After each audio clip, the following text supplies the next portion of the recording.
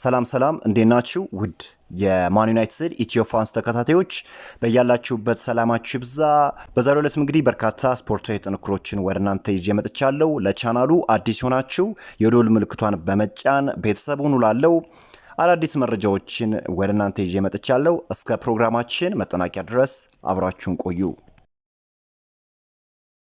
አርጀንቲናዊው ግብ ጠባቂ ኤሚሊያኖ ማርቲኔዝ ወደ ማንቸስተር ዩናይትድ የመዘዋወር ፍላጎት እንዳለው በግልጽ ተናግሯል። አስቶን ቪላዎችን ፍላጎትን ተቀብለውታል።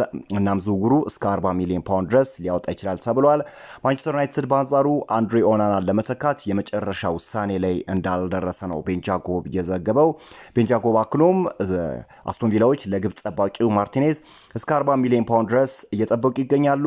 ለዚህም እንደ መመሪያ የሚከተሉት ኤሲ ሚላን የአንድ ዓመት ውል ለቀረው ግብ ጠባቂያቸው ማይክ ሜኞን እየጠየቁ ያለውን ገንዘብ በመመርኮዝ ነው። የጣሊያኑ ክለብ ኤሲ ሚላን እንግዲህ ሜኞን ብሎ ለመጣው ቼልሲ 25 ሚሊዮን ፓውንድ ከመጠየቁ ጋር ተያይዞ አስቶን ቪላዎችም የማርቲኔዝን ዋጋ ከፍ አድርገውታል ሲል ታማኙ ቤን ጃኮብ ነው የዘገበው። ኤሚሊያኖ ማርቲኔዝ ከማንቸስተር ዩናይትድ ጋር ትልቅ ቅርበት ያለውን ታዋቂው ወኪል ጆርጅ ሜንዴዝ አዲሱ ወኪል ማድረጉ ፍንጭ ሰጥቷል። ተጫዋቹ ወደ ማንቸስተር ዩናይትድ የማቅናት ትልቅ ፍላጎት እንዳለው። ነገር ግን እዚህ ጋር ማንቸስተር ዩናይትዶች ለግብ ጠባቂው 40 ሚሊዮን ፓውንድ ያወጣሉ የሚለው ነው። 32 ዓመቱ ነው። ምን ያህል ጊዜ ዩናይትድን ያገለግሏል? ታዲያ ዩናይትድስ ለምንድን ነው 40 ሚሊዮን ፓውንድ ለተጫዋቹ የሚያወጣው የሚለው ጥያቄ ነው። ማንቸስተር ዩናይትዶች ያን ያህል ወጪ የማውጣት እድላቸው ዝቅተኛ እንደሆነ እየተገለጸ ይገኛል። ነገር ግን የግብ ጠባቂ ፍላጎት አሁንም ቢሆን ወደ ማንቸስተር ዩናይትድ ማቅናት እንደሆነ ከዚህ በፊትም አሳውቂያችኋለሁ። ማንቸስተር ዩናይትዶች እንግዲህ በግብ ጠባቂው ዝውውር ላይ አንዳንድ ስራዎችን ለመስራት ዝግጁ መሆናቸው ታውቋል። ከዛ ውጪ ዲያጎ ሊዮን በፈረንጆቹ ጁላይ 1 ወደ ማንቸስተር ዩናይትድ በመምጣት የእንግሊዝ እግር ኳስ ህይወቱን በይፋ የሚጀምር ይሆናል። ዲያጎ ሊዮን ታዲያ የእግር ኳስ ህይወቱን በእንግሊዝ ብሎ ለመጀመር በፈረንጆቹ ጁላይ 1 ማንቸስተር ዩናይትድን የሚቀላቀል ይሆናል። የተጫዋቹን እንቅስቃሴ መመልከት ችዬ ነበር። በተለይም ደግሞ በፉልባክ ቦታ ላይ ለተዳከመው ማንቸስተር ዩናይትድ ሁነኛ መፍትሄ ነው ተብሎ ይጠበቃል። ማንቸስተር ዩናይትድ ቤትም ወደፊት ከሚደምቁ ተጫዋቾች ውስጥ ግንባር ቀደሙና ማንቸስተር ዩናይትዶች የእውነት ጥሩ ዝውውር አድርጓል ማለት ይቻላል። ሌላኛው መረጃችን ዛሬ ወጣው አስገራሚ መረጃ፣ ብዙዎቻችሁ እንግዲህ ማንቸስተር ዩናይትድ ከቪክተር ዮክሬሽ ዝውውር ራሱን አግልሏል የሚል እሳቤ ነበራችሁ። ነገር ግን ዛሬ ቲምቶክ ያወጣው መረጃ እጅግ ከሀሳቢያችን ተቃራኒ የሆነ ነው። ምን መሰላችሁ? ሩበን አሞሪም አሁንም ቢሆን በቪክተር ዮክሬሽ ጉዳይ ተስፋ እንዳልቆረጡና ተጫዋቹን የግላቸው እንደሚያደርጉት አሁንም ባለሙሉ ተስፋ እንደሆኑ ተገልጿል። ባይ ዘ ዌይ ተጫዋቹ ወደ አርሰናል የማቅናት ፍላጎት እንዳለው በይፋ አሳውቆ ነበረ። ነገር ግን አርሰናሎች ከተጫዋቹ ዝውውር ራሳቸውን ማግለላቸው የሚታወቅ ጉዳይ ነው። እንዲሁም ደግሞ ወደ ሪያል ማድሪድ የማቅናት ፍላጎት ነበረው። ማድሪዶችም የተጫዋቹን ዝውውር ውድቅ አድርገውበታልና አሁን ማንቸስተር ዩናይትድ ተጫዋቹን የማግኘት እድል አለው። ነገር ግን ብዙዎቻችን ስንጠብቅ የነበረው ሩበን አሞሪም ተጫዋቹን ወደ ማንቸስተር ዩናይትድ የማምጣት ፍላጎት እንዳላቸው፣ ተጫዋቹም በፊት መስመር አጥቂ ራዳራቸው ውስጥ ግንባር ቀደሙ እንደሆነ አሳውቋልና አዲስ ነገር የሚፈጠር ከሆነ የማጋራችሁ ይሆናል። እስካሁን ድረስ ያለው ነባራዊ ሁኔታ ግን ማንቸስተር ዩናይትዶች በፊት መስመር አጥቂ ቀዳሚው ምርጫቸው ቪክተር ዮክሬሽ እንደሆነ ነው እየጠቆሙ የሚገኙት። በሌላ ዜና ሪዮ ፈርዲናንድ ኦሽሜን ኢዛክ ወይም ዮክሬሽ ተብሎ ለተጠየቀው ጥያቄ እንዲችል መልሷል። ኩንሃ አማድና ኦሽሜን በአንድ የፊት መስመር ይህ እግር ኳስ ሳይሆን የሰብአዊ መብት ጥሰት ነው ሲል ተናግሯል። የኦሽሜን የአየር ላይ ኳሶችን የመጠቀም ብቃት፣ ኳስ የሚለጋበት ኃይልና አጨራረሱን አይታችሁታል። መልሴን የምትሹ ከሆነ አንድና አንድ ነው፣ ኦሽሜን እላችኋለሁ ሲል ተናግሯል። ባይ ዘ ዌይ ቪክተር ኦሽሜን እጅግ ድንቅ ብቃት ያለው ተጫዋች ነው። በተለይም ደግሞ የአየር ኳስ አጠቃቀሙ ነው ተጫዋቹን ድንቅ የሚያስብለው እና የማንቸስተር ዩናይትድ ድክመት ደግሞ የአየር ኳስን መጠቀም ነው።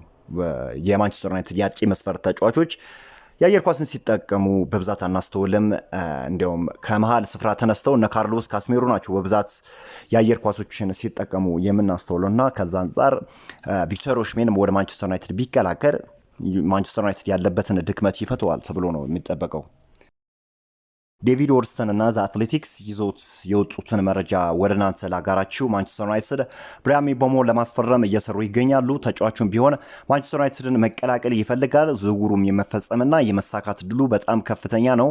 ነገር ግን እስካሁን ድረስ ምንም የተጠናቀቀ ነገር የለም ሲሉ ነው ዴቪድ ኦርንስተን እና ዘ አትሌቲክስ የተናገሩት። ይህ ዝውውር በነገራችን ላይ ወደ አሰልችነት ተቀይሯል። ብዙዎቻችሁም እንግዲህ በዚህ ዝውውር እንደተሰላቻችሁ ያው በኮመንት ሴክሽንም አንዳንድ መልእክቶች ደርሶኛል። ያው ያሰላቻል። ባይ ዘ ዌይ የማቲያስ ኩናህንም ዝውውር በዚህ ፍጥነት ማንቸስተር ዩናይትዶች መጨረሳቸው ጥሩ የሚባል ነው።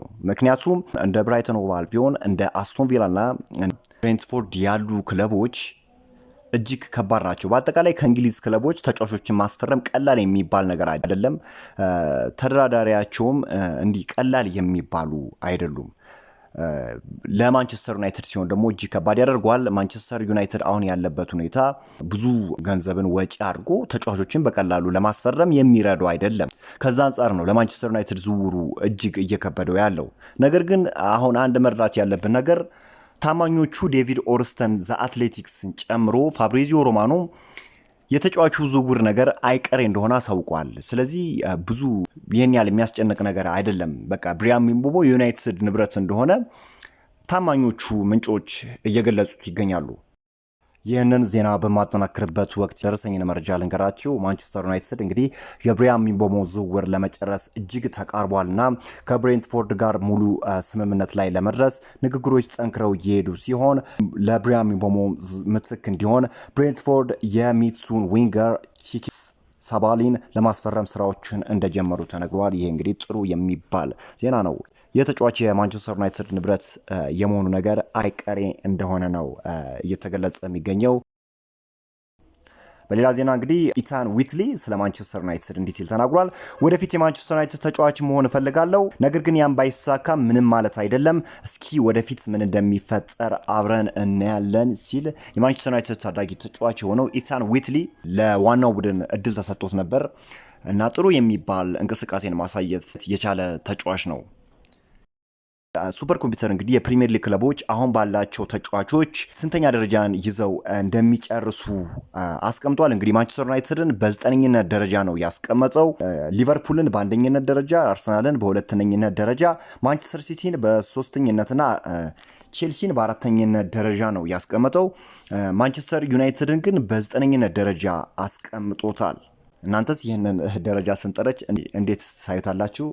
ኮመንት ላይ አስቀምጡልኝ። የኢንተር ሚላን ተጫዋች ሆኖ ዴቪድ ፍራንቴዚ የማንቸስተር ዩናይትድ የዝውውር ራዳር ውስጥ ከገቡት ውስጥ ዋነኛው እንደሆነ ታውቋል። 30 ሚሊዮን ፓውንድ በተጫዋቹ ላይ እንደለጠፉበት ነው የተገለጸው። ከማንቸስተር ዩናይትድ በተጨማሪ ታዲያ አትሌቲኮ ማድሪዶችም የተጫዋቹ ፈላጊ እንደሆኑ እየተነገረ ይገኛል። ኢንተር ሚላን ቤት ካሉት ድንቅ ተጫዋቾች ውስጥ ፍራንቴዚ ዋነኛው ነው ማለት ይቻላል። በዛሬ የሚወጡ መረጃዎች እንደሚጠቁሙት ከሆነ ማንቸስተር ዩናይትዶች በተጫዋቹ ላይ ፍላጎት እንዳሳዩ ይጠቁማሉ። በዛሬው ዕለት የነበሩ ስፖርታዊ ጥንክሮች ይህንን ይመስሉ ነበር። በአዳዲስ መረጃዎች እስክንገናኝ ድረስ መልካም ሁሉ ተመኘው። አዳዲስ አፕዴቶች በሚኖሩ ጊዜ አደርሳችኋለሁ። ነገር ግን እስካሁን ድረስ ያሉት መረጃዎች ይህን ይመስሉ ነበር። አድማጭ ተመልካቾቼ አብራችሁኝ ስለቆያችሁ አመሰግናለሁ። በአዲስ ቪዲዮ እስክንገናኝ ድረስ መልካም ሁሉ ተመኘው።